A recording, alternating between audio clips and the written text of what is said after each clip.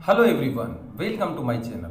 आज मैं आपके लिए सजीवों में नियंत्रण एवं समन्वय का वीडियो लेकर आए हैं। यह है क्लास 10 का लाइफ साइंस का वीडियो।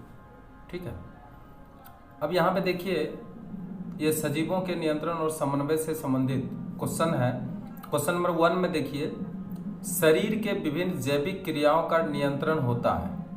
हमारे शरीर के अंदर जितने भी जैविक क्रियाएं होती है उसका नियंत्रण इन चारों ऑप्शन में हम ढूंढेंगे कि किसके द्वारा हमारे सजीवों के शरीर में नियंत्रण और समन्वय होते हैं। तो देखिए, यहाँ पे लिखा है रसायनों के द्वारा, दूसरा लिखा है तंत्रिका के द्वारा और तीसरा लिखा है तंत्रिका और रसायनों के द्वारा।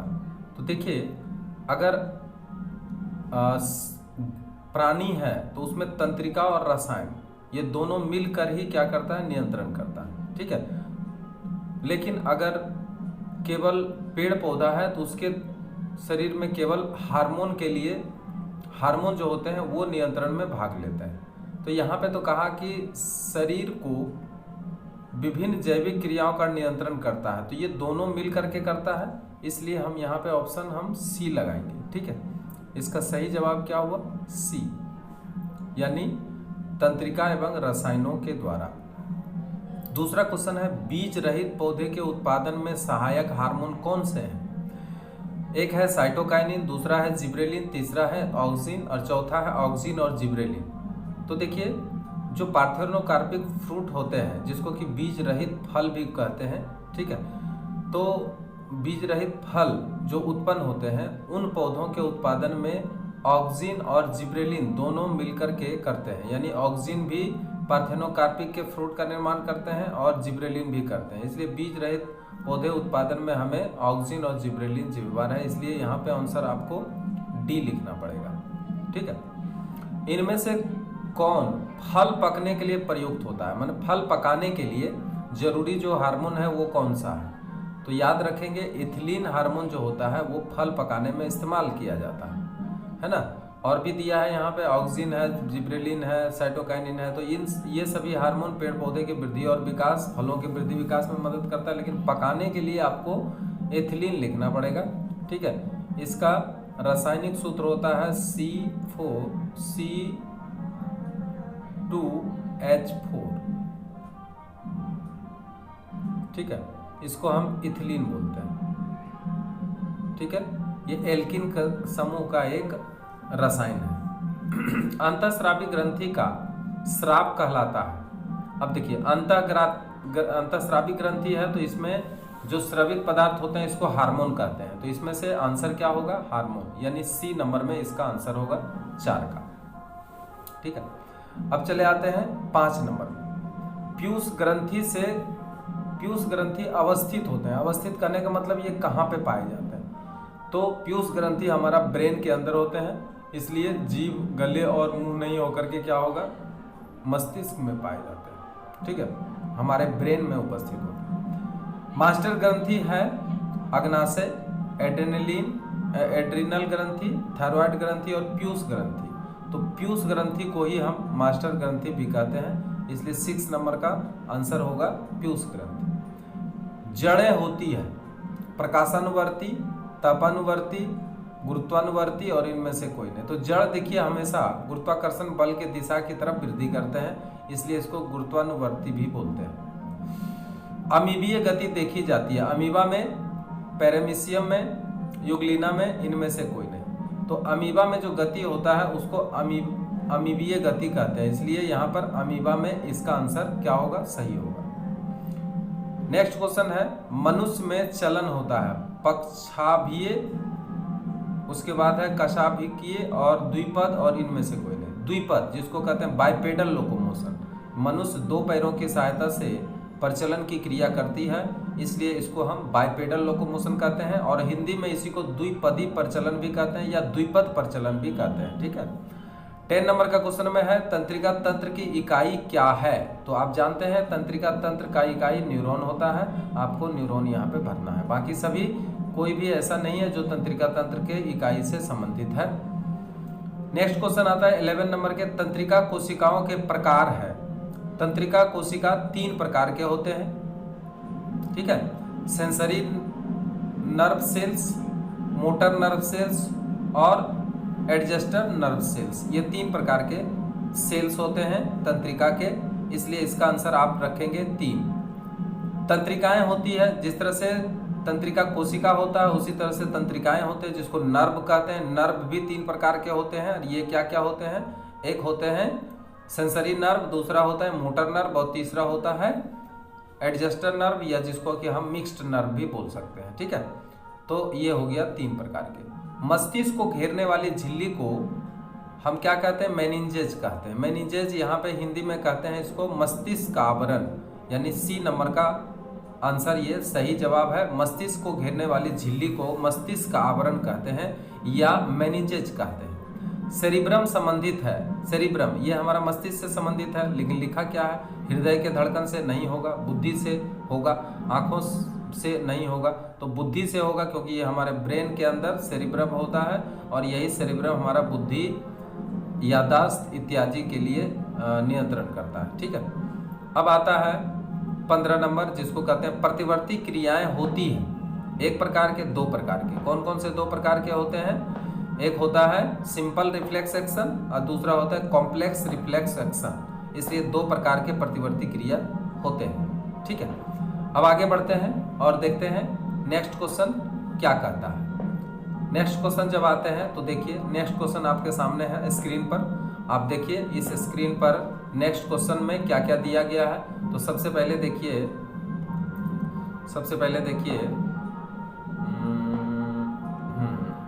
देखिए किसी वस्तु का प्रतिबिंब बनता है, कॉर्निया पर नहीं बनता, श्याम पटल पर नहीं बनता है, पलकों पर नहीं बनता है, दृष्टि पटल पर बनते हैं, इसी को कहते हैं रेटिना।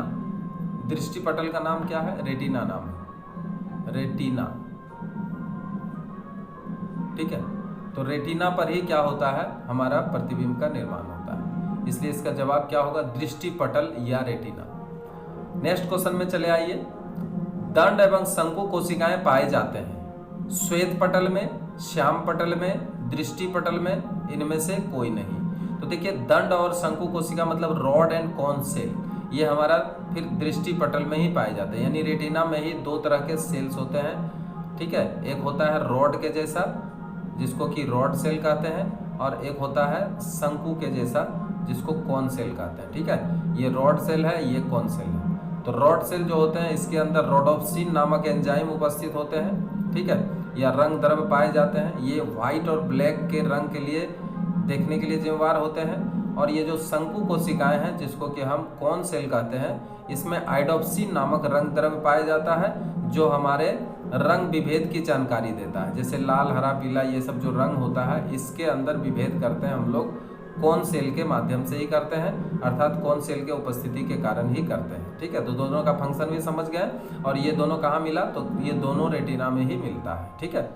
अब आगे बढ़ते हैं और क्वेश्चन नंबर 18 देखते हैं। तंत्रिका तंत्र के भेद कौन कौन से हैं? तंत्रिका तंत्र के मुख्य रूप से 3 भेद होते हैं, ठीक है। डी नंबर ऑप्शन सही है।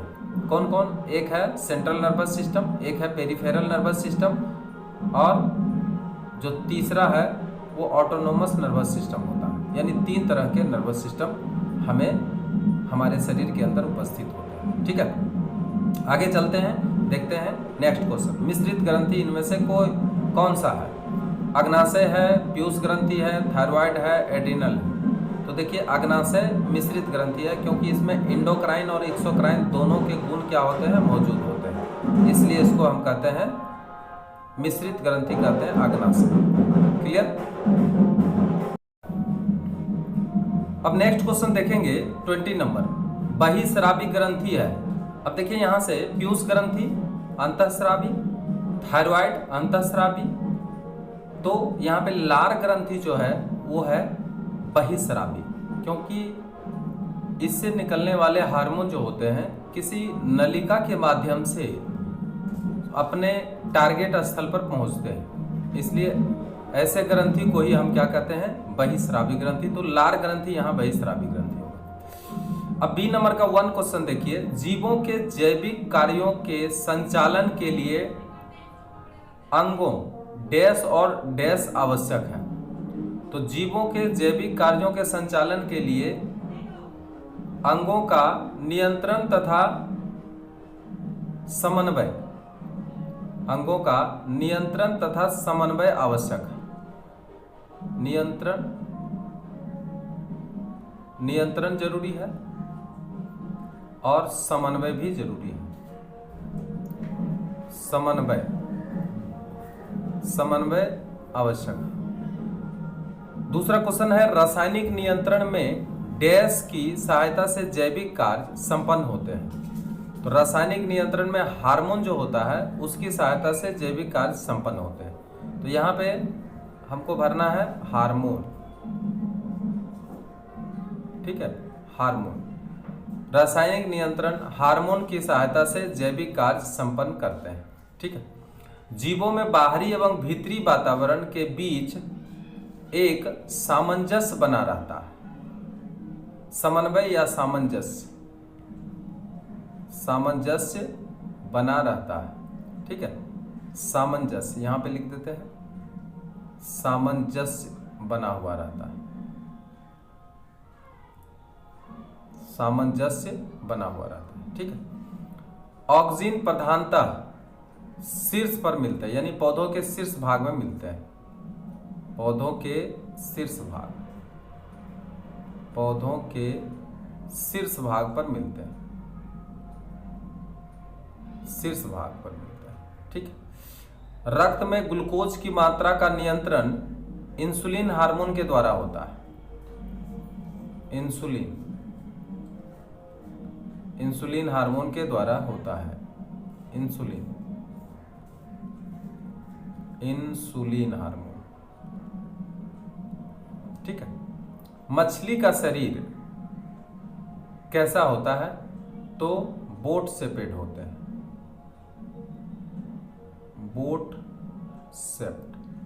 कभी कभी क्या होता है, ऑप्शन में अगर दिया जाए तो आप स्पिंडल शेप्ड भी लिख सकते हैं, स्पिंडल शेप्ड, ठीक है। स्पिंडल शेप्ड यानी प्रारंभ में नुकीला और फिर इसका लास्ट में भी इस तरह से नुकीला होता है। इस तरह से जितना भी मछलियां होते हैं इसी आकृति के होते हैं, ठीक है। अब आते हैं, जड़ें डैश की दिशा में करती है। तो जड़ें गुरुत्वाकर्षण बल के दिशा में वृद्धि करते हैं, गुरुत्वाकर्षण बल के दिशा में वृद्धि करते हैं। 7 नंबर में आपको क्या लिखना है? गुरुत्वाकर्षण बल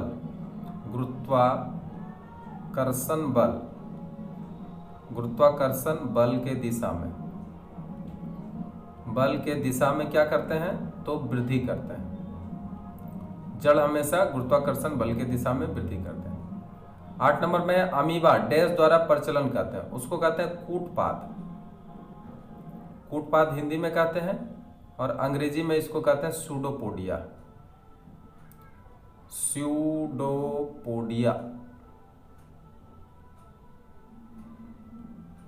ठीक है, सूडोपोडिया कहते हैं। 9 नंबर में क्वेश्चन है, डैश एक स्थानीय हार्मोन है।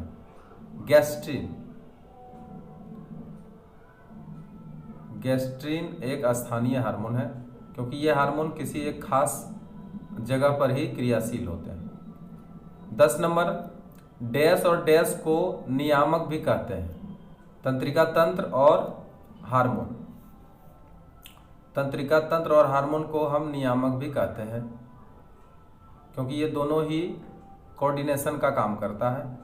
एक को फिजिकल कोऑर्डिनेशन कहते हैं, एक को केमिकल कोऑर्डिनेशन कहते हैं, ठीक है। तो तंत्रिका तंत्र और हार्मोन को नियामक भी कहते हैं। 11 नंबर में थायरॉक्सिन की कमी से बच्चों में क्रेटेनिज्म नामक बीमारी हो जाता है, ठीक है। 11 नंबर का यहां पे लिख देते हैं, क्रेटेनिज्म नामक बीमारी हो जाता है।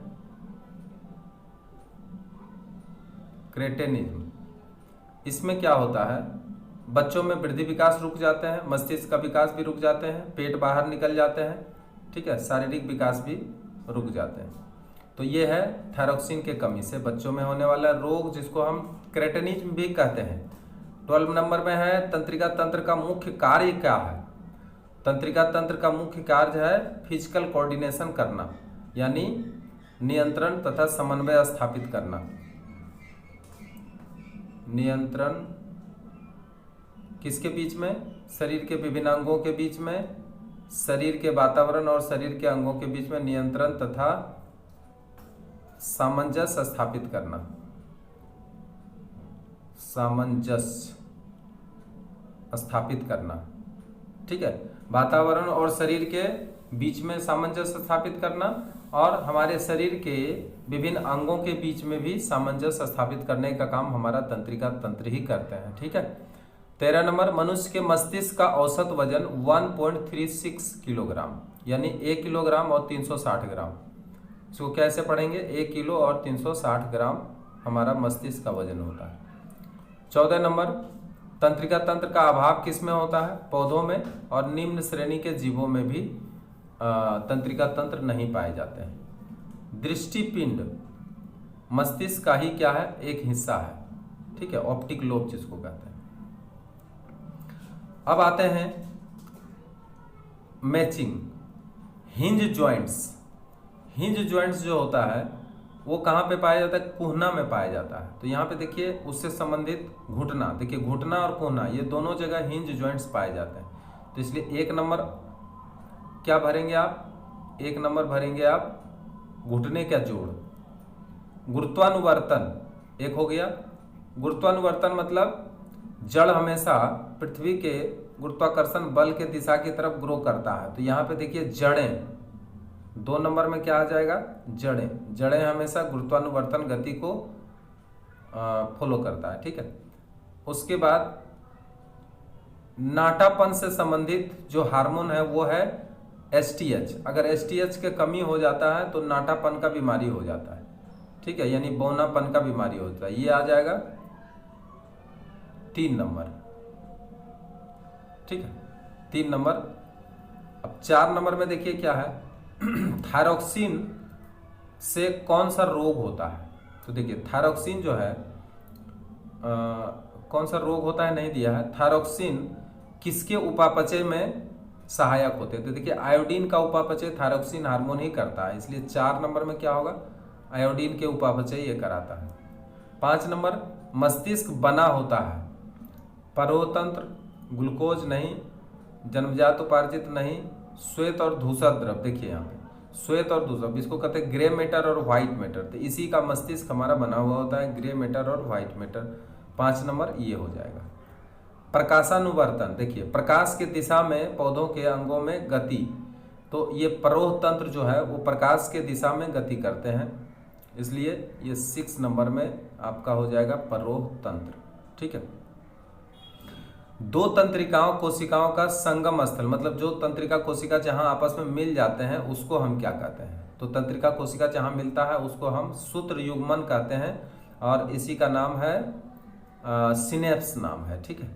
तो ये 7 नंबर है, 7 नंबर यहाँ पे लिख दें, ये 7 नंबर है जो कि क्या है? सूत्र युग्मन, इसको सिनेप्स भी कहते हैं। सिनेप्स अंग्रेजी में कहते हैं, कभी कभी हिंदी में भी लिखा हुआ आ सकता है, ठीक है, सिनेप्स। अब आते हैं आँख। आँख किससे संबंधित है? यहाँ से देख लीजिए, यहाँ पे आँख जो है रंग बिरंगा गतिमान कैमरा के जैसा काम करता है, इसलिए इसको हम 8 नंबर दे देते हैं, रंग बिरंगा कैमरा, ठीक है। अब आता है क्वेश्चन नंबर 9। प्रतिवर्ती क्रियाएं 2 तरह के होते हैं, एक जन्मजात और दूसरा उपार्जित।